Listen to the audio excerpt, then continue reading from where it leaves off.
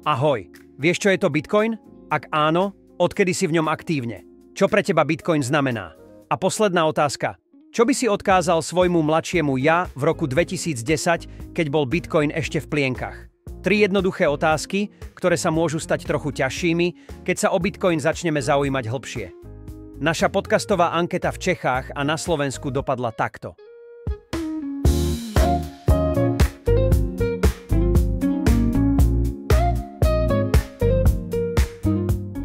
Poznám Bitcoin, som v ňom aktívne a od roku 2018 som mal prvý kontakt cez Coinbase. Čo pre teba Bitcoin znamená? Tak, také klišé asi, ako hovorí každý, je sloboda, ale keď sa nebudeme baviť o tej slobode, tak je to určite noví ľudia, nové kontakty, networking a asi najviac to vzdelávanie, edukácia. Super. A posledná otázka. Čo by si odkázal svojmu mladšiemu ja v roku 2010? No určite, aby som sa tej téme viac venoval, aby som ju viac vnímal, no a menej ako keby sa zameral na tie negatívne veci, skôr na tie pozitívne veci ohľadom Bitcoinu. Vím, co je to Bitcoin. Poprvé jsem ho objevil cirka v roku 2017. Potom jsem na něj na chvilku zanevřel, ale od roku asi 2021 jsem v něm docela aktivní. Čo sa stalo, že si zanevřel? Spadl bull market. Aha. Což pro mě tehda byla jediná motivace a pak jsem si k němu našel cestu zpátky, až když jsem pochopil ty jiné důvody, které mi to přináší. Jasné. Bitcoin je za mě hlavně svoboda nakládat s vlastními prostředky tak, jak uznám za vhodné a kdy uznám za vhodné a přináší mi velkou míru suverenity a v druhé řadě taky třeba anonymity a soukromí do života a hlavně do těch transakcí, které provádím. Fajn. Posledná otázka. Čo by si odkázal svojmu mladšiemu ja zhruba v roku 2010, keď Bitcoin začínal?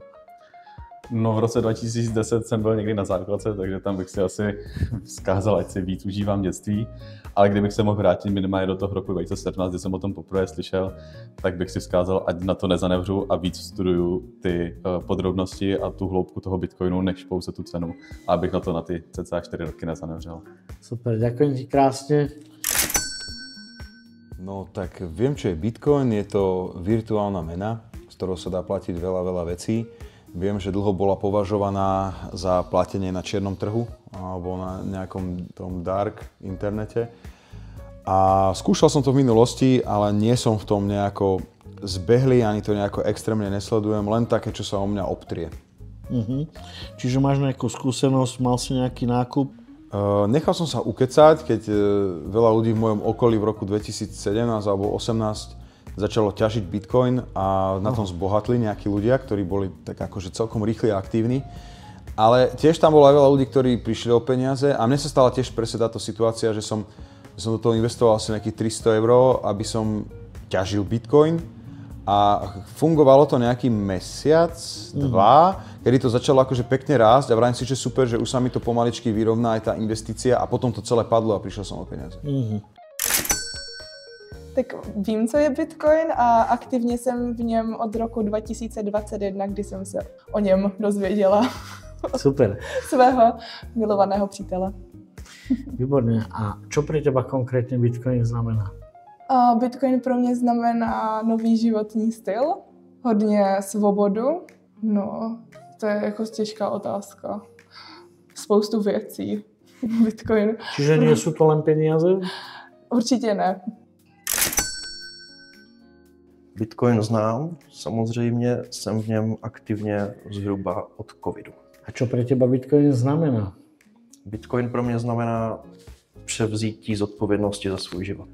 A čo by si odkázal svojmu mladšiemu ja, dajme tomu do roku 2010? Vzkázal bych si, vydrž, bude to v pohodě. Super. Ďakujem ti krásne za tvoj čas v tomto podcaste. Niekedy zas. Ahoj. Děkuju, čau.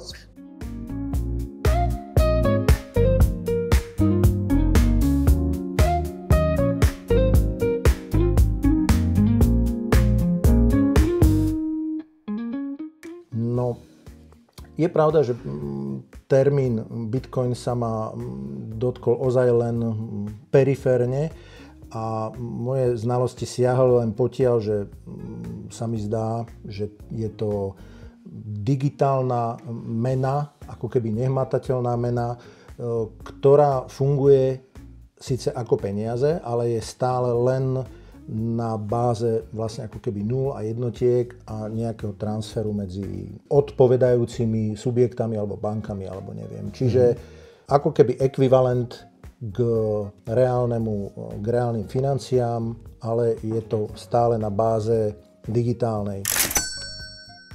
A chcem sa opýtať, odkedy si aktívne v Bitcoine? Tak aktivní, poznal jsem Bitcoin v roce 2017, ale nějak aktivně jsem se mu jako nevěnoval. Spíš jsem jako studoval finance obecně a aktivně jako hardcore Bitcoine jsem od roku někdy 2021. Super. Druhá otázka. Čo pre teba konkrétne Bitcoin znamená? Ta klasická nejjednodušší, nejtěžší otázka. Co je Bitcoin a co pro mě Bitcoin znamená. Bitcoin je samozřejmě spoustu věcí a pro mě to je primárně globální změna paradigmatu, co se týče na poli financí a peněz. Je to vlastně technologie 21. století, největší technologie 21. století, která přepíše dějiny, ale ještě tam nejsme, takže je nedostatečně ještě pochopen. A čo myslíš, čo bude predstavovať Bitcoin pre všetkých ľudí na svete? Ako nejakú alternatívu k terajším menám? Jako současně a do nejbližší budoucnosti nějaká alternativa finančním měnám, že budou žít paralelně ty systémy, ale jednou si myslím, že dojdeme k té hyperbitcoinizaci. Čo by si odkázal svojmu mladšiemu ja, dajme tomu v roku 2010, kedy už Bitcoin zhruba 2 roky fungoval? Tak jelikož jsem v té době byl ještě na základce, tak nevím, nejsem si úplně jistý. Každopádně bych určitě vzkázal svým mladšímu já, ať je člověk otevřený, ať jsem otevřený k tomu vzdělání, protože to vzdělání, jaké máme na školách, na mě není úplně dobře nastavený a spíš tě demotivuje se cokoliv učit, ale jakmile člověk jako dojde k tomu učení praktickému ve svém reálném životě, zjistí vlastně, že to učení jako může být zábavný a úplně jinou formou. Cez to vzdelanie si myslíš, že by si sa dostal bližšie a rýchlejšie potom aj k Bitcoinu? Takže mít takový ten větší zájem poznávat nové věci. Jasné. Ďakujem ti krásne, že si našiel čas. Super, vidíme sa niekedy inakedy. Já díky. Ahoj. Dělej, co děláš. Čus. Poznám Bitcoin a jsem v něm asi od roku 2021. Čo pre teba konkrétne Bitcoin znamená? Znamená pro mě svobodu a naději na lepší budoucnost. Mám takú záľudnejšiu otázku. Čo by si odkázala svojmu mladšiemu ja zhruba v roku 2010? Všechno prodej a nakup Bitcoin. Výborne. Ďakujem ti krásne za tvoj čas a niekedy zas. Ahoj. Ahoj. Ahoj, ja som Milan. Tak viem, čo je to Bitcoin. Počul som o tom, je to tu už roky, ale nie som v ňom aktívne. OK, tak tým pádom odpadajú posledné 2 otázky, kedy som sa chcel opýtať, že čo pre teba Bitcoin znamená, ale ak by si náhodou chcel zistiť, čo Bitcoin znamená a čo predstavuje pre ľudí, tak sa kľudne na mňa obráť a ja ti poskytnem nejaké materiály. Ďakujem ti pekne a niekedy zas. Ahoj. Ahoj. Tak ahoj, Bitcoin samozřejmě poznám. Aktivně jsem v Bitcoinu zhruba od roku 2017, 2018. Poprvé, co jsem se s ním setkal, to byl tak rok 2014 a to jsem mu nějak nevěnoval pozornost, protože tomu se možná dostaneme, ale aktivní cesta 2017, takže nějakých 7-8 let. Super. Čo pre teba Bitcoin znamená? No, mnoho věcí, ale asi ten základ, nebo to hlavní je možná mít tu volbu, tu alternativu.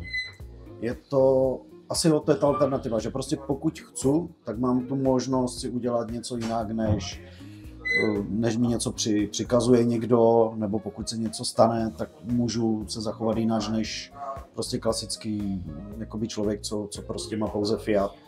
A v nemalé řadě, nebo takhle, ze 70% ho mám tady z tohle důvodu a těch 30% je pro mě vlastně ta investice, protože si myslím, že tam to zhodnocení bude, každý to asi taky děláme pro to, aby jsme z toho něco měli, takže 70% je ta alternativa svoboda, 30% je pro mě zisk.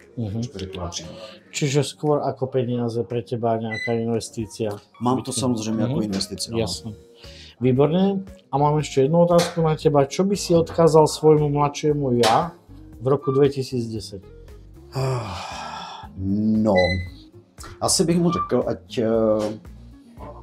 ať si dělá, nebo ať se neřídí tím, co jakoby říká ten mainstream nebo to okolí. protože nebyl to myslím rok 2010, ale 2014, kdy mě prostě jsem zvažoval, říkám, něco koupím, ale okolí říkalo ne, ale někde jsem četl, že Satoshi říkal, že to tolik nebude stát, že jeho nějaká nominální hodnota bude 4000, přesto to je hype, to jako počkej, až to spadne na 3, pak to nakup, na 4 to prodej. A tak jsem říkal, počkám, no tak jsem čekal a všichni asi víme, jak to dopadlo. Jasné. Dobre, ďakujem ti krásne za krátky rozhovor, super. Taky sa darí. Mějte se.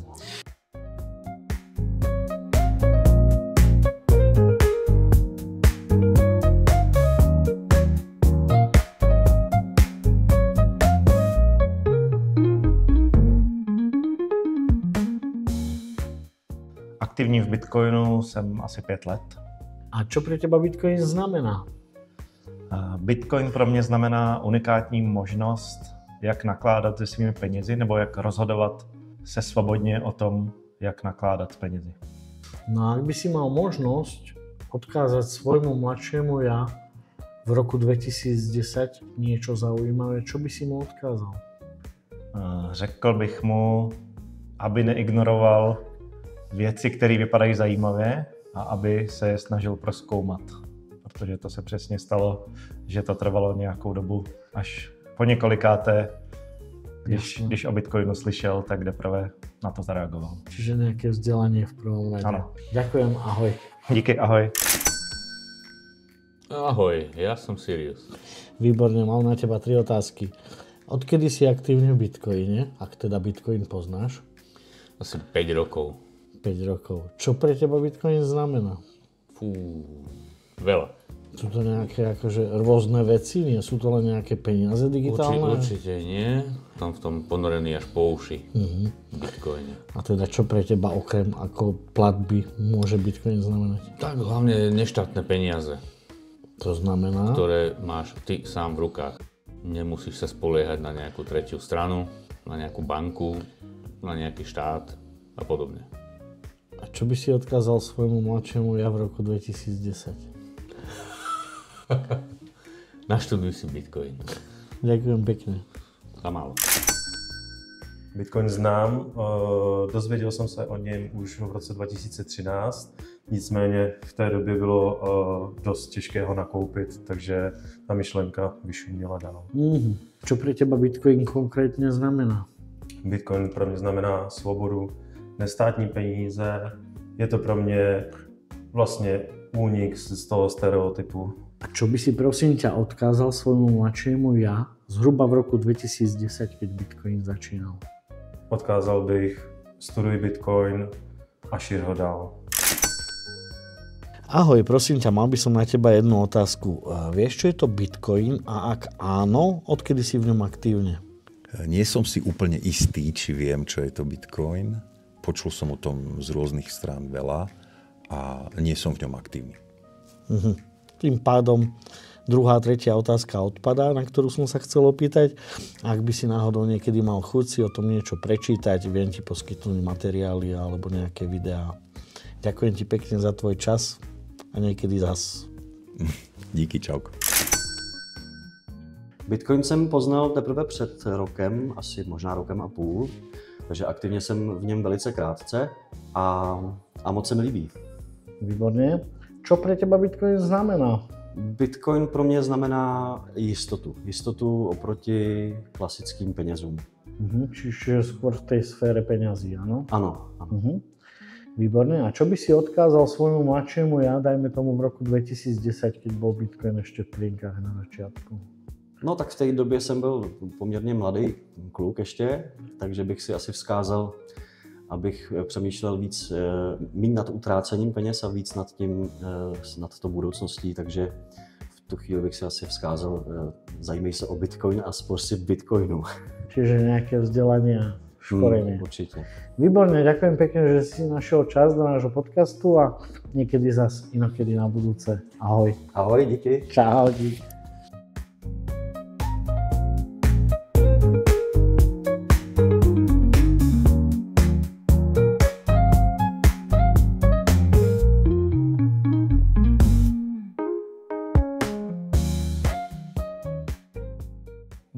dúfam, že viem, čo je Bitcoin, minimálne viem, čo je Bitcoin pre mňa. A som v ňom asi od 2019 konca.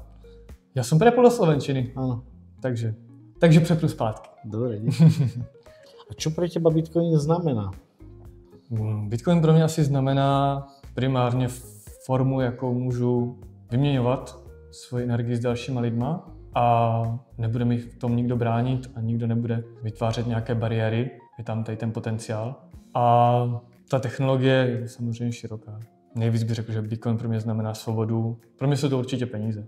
Když utratím, tak přikoupím, takže Greshemův zákon se mě nemusí až tak týkat.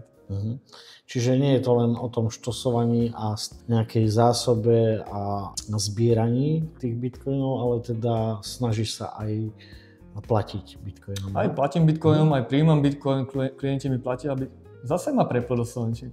Takže klienti mě platí bitcoinem, ne všichni, ale někteří a vlastně z toho mám vždycky radost, protože pak je to skutečně to, jak to Satoshi myslí. A čo by si odkázal svojmu mladšiemu ja zhruba v roku 2010, keď Bitcoin bol ešte v plienkach? Odkázal by som mu... A zase ma prepína, to nie je možné. Ty si taký prepínač z češtiny do slovenčiny, výborne, nevadí. Vzkázal bych mu asi podpoř maminku v jejím investiční snaze za 5 let a vysvětlí jí, že to nemá prodávat. Cesta k ekonomické svobodě už existuje.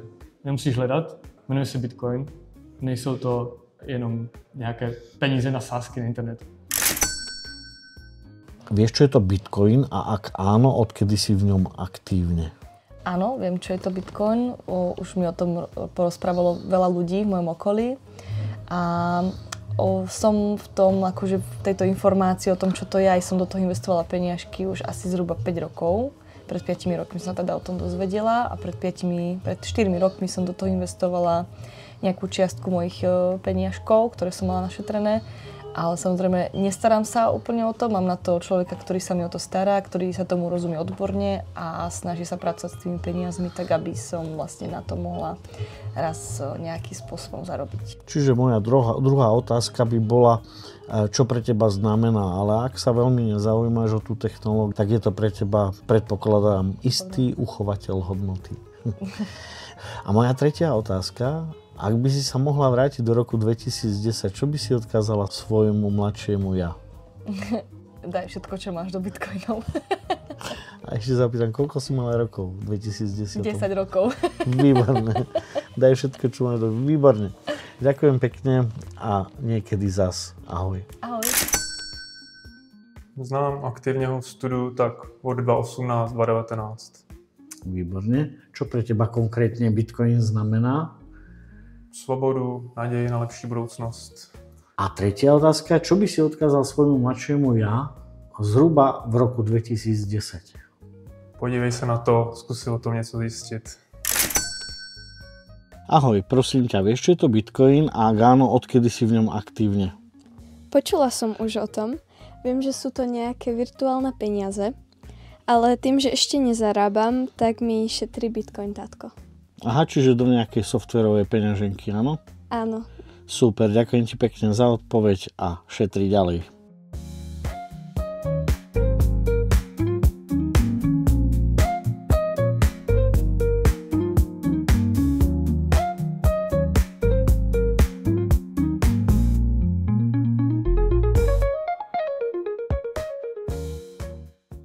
Bitcoin je decentralizovaná sieť, ktorá funguje bez potreby sprostredkovateľov, ako sú banky.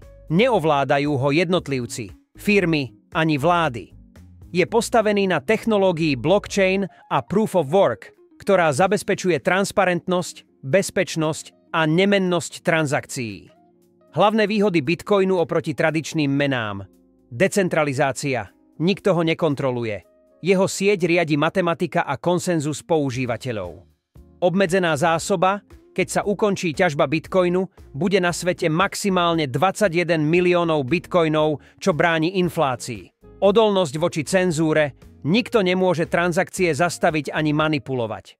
Rýchle a lacné globálne prevody, transakcie prebiehajú kdekoľvek na svete bez potreby bankového systému. Finančná suverenita, Držiteľ bitcoinu je svojou vlastnou bankou, ak má kontrolu nad súkromnými kľúčmi. Dobrá deliteľnosť. Bitcoin sa dá rozdeliť na malé jednotky. Satoshi, čo umožňuje mikroplatby. Výborná prenositeľnosť. Oproti fiatu, zlatu alebo nehnuteľnostiam ho možno ľahko a bezpečne prenášať cez hranice. Aj napriek svojej súčasnej volatilite, ktorá sa s rastúcou celosvetovou adopciou bude znižovať, Bitcoin dlhodobo vykazuje stúpajúcu tendenciu svojej hodnoty.